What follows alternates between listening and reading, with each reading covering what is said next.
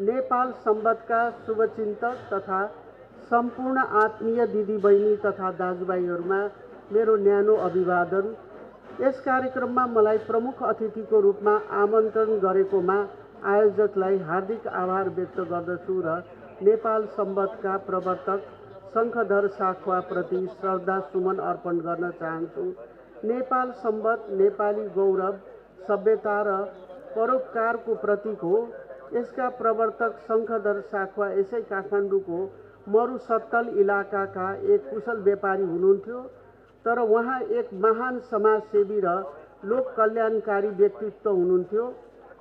आजभन्दा 1146 वर्ष अघि राजा राघवदेवको शासनमा उहाँले गरिबी र ऋणबाट डुबेका नागरिकहरूको ऋणमोचन गरिदिनुभयो।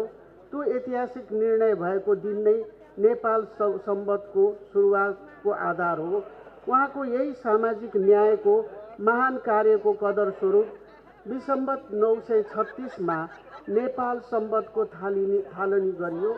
उहाँलाई विसम्वत 2056 मा राष्ट्रिय विभूति घोषणा गरियो र 2065 कार्तिक 7 गतेदेखि नेपाल सम्बन्धलाई राष्ट्रिय सम्बन्ध घोषणा गरिएको छ।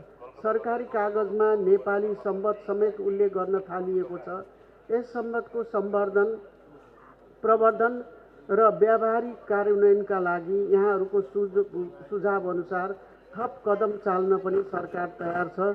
नेपाल सम्बन्ध नेपाली धरतीमा उत्पत्ति भएको हो। नेपाली जनताले यसको प्रादुर्भाव गरेका हुन्।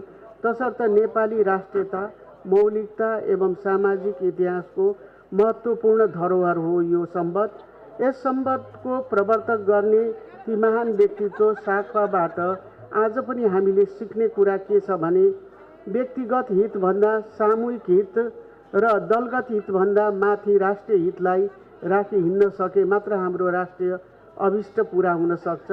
उपस्थित जनसमुदाय 2082 भदौ 23 र 24 गते जेएनजीले देशमा व्याप्त चरम भ्रष्टाचार विरुद्ध गरेको आन्दोलनमा कलिला युवाहरूको अनाहकमा ज्यान गएको र सयौंको सङ्ख्यामा घाइते भएको घटनाले म अत्यन्त दुखी छु। आज यस समारोह मार्फत पनि उक्त आन्दोलनमा ज्यान गुमाउने सम्पूर्ण प्रति भावपूर्ण श्रद्धाञ्जली अर्पण गर्नुका साथै घाइतेहरूको शीघ्र स्वास्थ्य लाभको कामना गर्छु। सोही आन्दोलनको बलमा बनेको यस नागरिक सरकारले 2082 फागुन 21 गते प्रतिनिधि सभाको निर्वाचन गर्ने जिम्मेवारी प्राप्त गरेको यहाँहरूलाई विदितै छ। विद्रोहपछिको अवस्थालाई सामान्यीकरण गरी आगामी फागुन 21 गते भयरहित ढङ्गले चुनाव सम्पन्न गर्ने वातावरण तयार गर्न यो सरकार दत्तचित्त भएर लागेको छ। प्रत्येक दिन राजनीतिक दलहरूसँग कुनै न कुनै रूपमा संवाद भइरहेको छ। परिवर्तनका वाहक जेएनजी समुदायसँग पनि निरन्तर संवाद र सम्पर्कमा छौँ।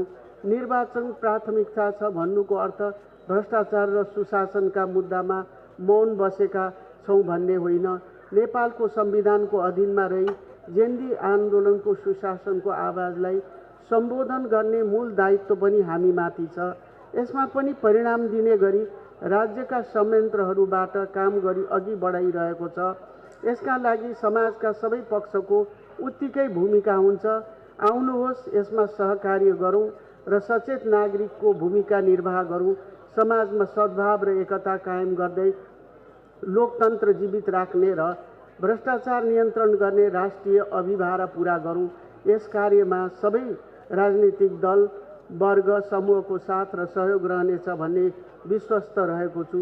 अन्त्यमा आज सम्मानित व्यक्ति र संस्थालाई हार्दिक बधाई ज्ञापन गर्दै शङ्खधर साखवाले देखाउनु भएको सामाजिक एकता, त्याग र मानवीयताको बाटोमा हिँड्न हामी सबैलाई प्रेरणा मिलोस्। नयाँ वर्षले हामी सबैको जीवनमा सुख, शान्ति, सामाजिक सद्भाव र प्रगतिको नयाँ आयाम थपोस्। नु दया भिन्तुना।